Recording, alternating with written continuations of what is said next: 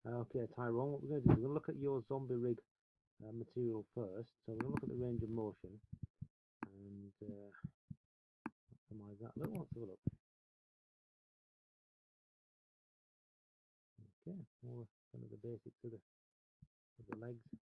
Okay, I'll just lift it forward a touch. Okay, something like that would have been useful to get a camera around the side there because I really can't see that leg bend.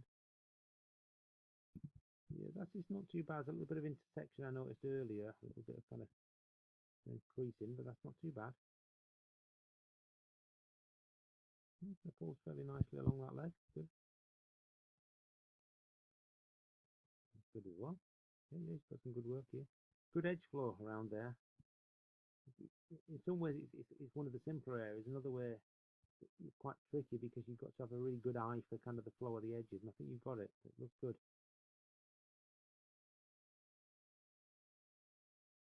This is okay. It's just a little spiky in there. There's going to be some intersection because of the nature of the way it's been animated, that character. But I just think you could have done a slightly better job just underneath the arm there. Yeah, this we're losing a bit of volume there around the top of the arm. And one of the things I did go through in class, perhaps you missed that class, was the importance of the clavicle bone in here.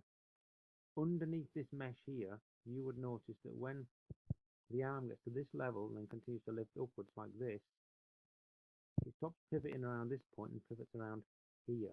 So the clavicle takes over to take the arm up here. So there should be more of a bump bulge up there than arm lift and then just go straight across the neck. So a little bit more of this has been painted in. So just zoomed in there, makes it a bit easier. Good wrist rotation. Again, this should be on top looking down at that. This looks good. Maybe zoom in a bit for this. Individual figures look okay. I think there's a little bit of loss of volume you can see in there. And some of these there. It's not so bad. It's not so bad. It goes a little bit. Fine. Yeah, when we get these finger curls, there's quite a lot of errors in there. I mean, yes, it takes a while to get these done, but the expectation is that they do get done. So it's a shame that you've not tidied those up because I think it would have been worth it. Yeah, a little bit of loss of volume in the depth of the neck there. There's some intersection of the mesh. Again, easily fix this. You could have just painted some weight on these areas around the collar for the neck bone there. I think that would have made a big difference to it. Okay, let's try out your animations. You've got a walking one. Let's put up.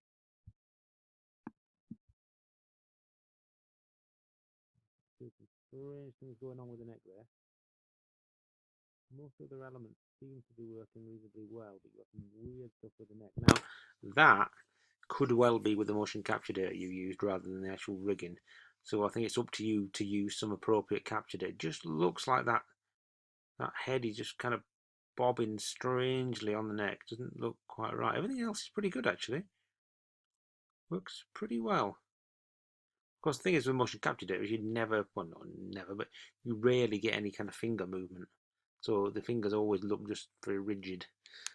So maybe add some keyframe finger movement next time around, just to make it look a little bit more integrated in. Okay, good kind of flexible sort of movement.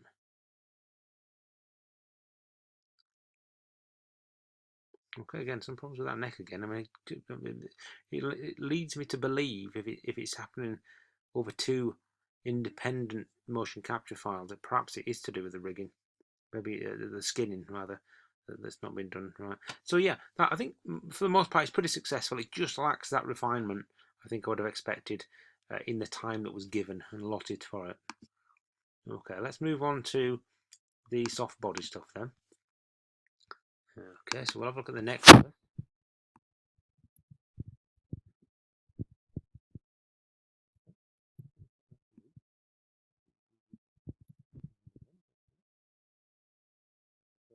The neck area does work. It's a little bit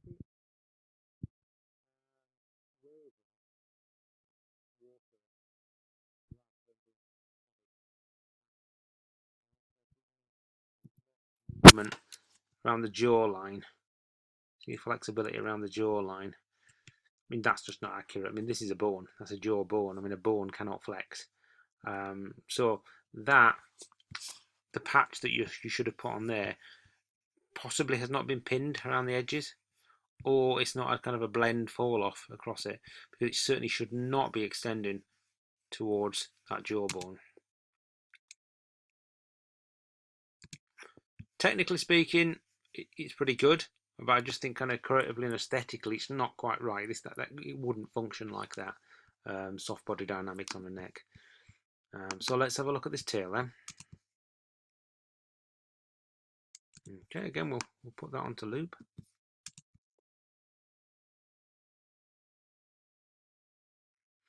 Okay, so this what I'm looking at the moment is the fact that you've got a lot of flex just around here. I would have expected that most flex would be up here, where you've got the kind of the longer, looser bits of muscle, if you like, looser skin, and then up here gradually kind of fall off to nothing. So I think whilst you've got some good flex around this area, there's very little, if anything, here. I'm looking, I don't think there's anything. The tiniest amount. So again, technically, yes, it functions. You've done it correctly. It looks like you've done a mesh select. It looks like you've applied the flex modifier to it. Maybe there's a couple of flex modifiers, a couple of mesh selects, but it's just anatomically speaking not quite correct. You know, it doesn't function as you'd expect it to. Okay, let's have a look at the bone-based facial rig. Zoom this up a touch so we can see it a little better. Okay, so one thing I do notice right from the off is that these are not labelled. So if you were to hand this off to an animator and say, you know, I need you to animate this to do such and such a thing, they're going to, well, they're going to struggle. They'll very easily find out what each one of them is. But you should be labelling those up, you know, mouth, brows, or whatever. It's an easy thing to do. So you've got a good four-way controller in there. That's good. That's what we're after. Yeah, that draws the lips in. Again, it's good. You might question why you need to have like a four-way controller for that. You could have had just an up and down or just left to right controller. Yep, again, you know, good. It works. You know, so technically speaking, you've got all those elements to work. You've done what you're asked to do, and I think actually aesthetically, it's correct. You know, you've got just the brows moving. It's not moving any of the eye sockets or anything like that. Just that little bit of tidying up, though. Just get those labels in. It's not a difficult ask, a big ask, I don't think. Right, so let's see what you've actually done with it then. Okay, so it proves it works. That's good. And then we'll go towards morph targets. Your animation first. Yeah, some pretty neat targets in there. Let's have a look at them in isolation, because that's often the most revealing way of looking at them. Yeah, one thing to be careful of is if you are to go down the route of having a left brow and a right brow, which I think you should because it adds more flexibility to your rig, is that when you are lifting one brow, don't make the other brow dip, which is what I think you're doing here. As this left brow is lifted, you see it lifts, but the right brow just dips slightly. I don't think it needs to be doing that. I don't think you need to do that.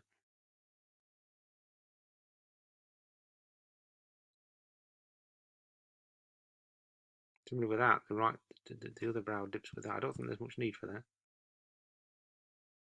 Okay, good controls.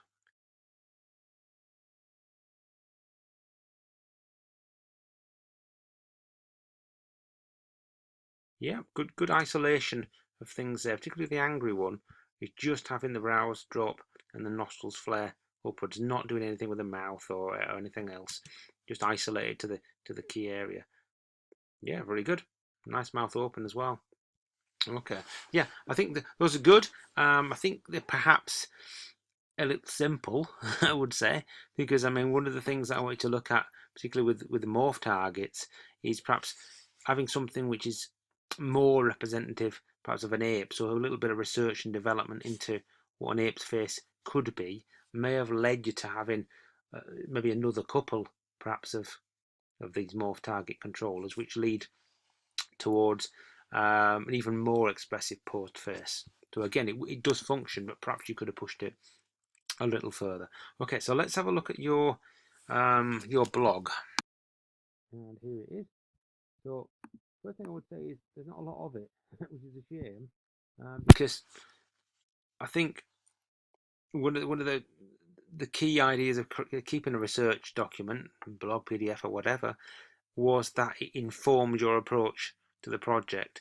And whilst you've got some elements in here, kind of looking at soft bodies and what have you, and doing the test one, I don't think there's enough information in here to showcase that you've actually researched this so much. Most of it is, look, this is what I've done. These are the steps. Here's some screenshots. There's very little textual information there that tells me what the relevance of this stuff is.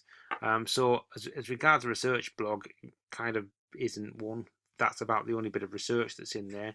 Everything else is really just a journal of what you did. So that's a bit of disappointment. I think you missed a trick there because that's kind of easy marks, to be honest. If I'm being honest with you. Okay, so overall, I think it's pretty good. There's some elements which are are fairly well put together. I think there's certainly some refinement needed in some of the zombie stuff. The soft body stuff, again, I think you could have reined it in a little bit, particularly around the neck. It shouldn't be extending towards the jawline. The ape stuff, again, is good, technically speaking. I just think it lacks that level of research that would have aimed you towards a more natural looking ape man sort of character. So generally good, but I just think you could have pushed it that bit further.